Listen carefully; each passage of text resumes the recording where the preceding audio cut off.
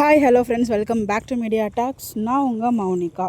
So நேற்றுக்கு மலேசியாவில் நிறைய விஷயங்கள் போச்சு. அது எல்லாமே நம்ம டிஸ்கஸ் பண்ண நிறைய விஷயங்கள் பேசியிருக்கோம். உங்களுக்கு வீடியோ வந்து ஒன் பை ஒன்னாக வரும்.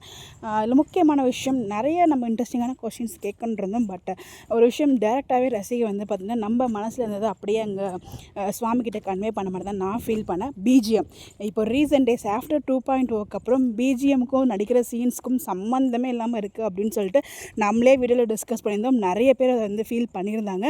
அது ரொம்ப அழகாக வந்து பார்த்திங்கன்னா சுவாமிகிட்ட கன்வே பண்ணிட்டாங்க. விஜய்கிட்ட கன்வே பண்ணியாச்சு.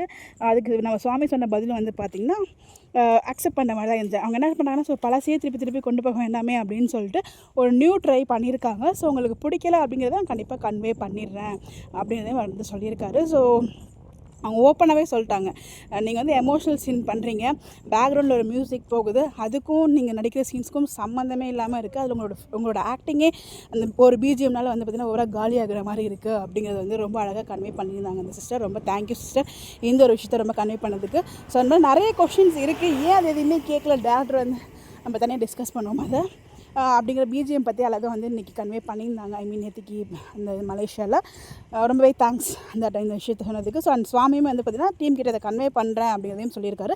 அதுவும் ஒரு பெரிய விஷயம். இதுக்கப்புறம் அப்கமிங்கில் பிஜிஎம்மில் எதுவும் டிஃப்ரென்ஸ் இருக்கா அப்படின்றத பார்க்கலாம். பிகாஸ் ப்ரீவியஸில் அந்த பிஜிஎம்மே எபிசோட்ஸ்க்கு நிறைய ஸ்கோர் கொடுக்கும். பட் இப்போ ரீசெண்ட் டேஸில் அது ரொம்பவே வந்து லேகாக இருக்குது. அதை கன்வே பண்ணதுக்கு ரொம்ப தேங்க்யூ. கண்டிப்பாக இதை நீங்கள் டீம் கிட்ட கன்வே பண்ணணும் சுவாமி ப்ரோ.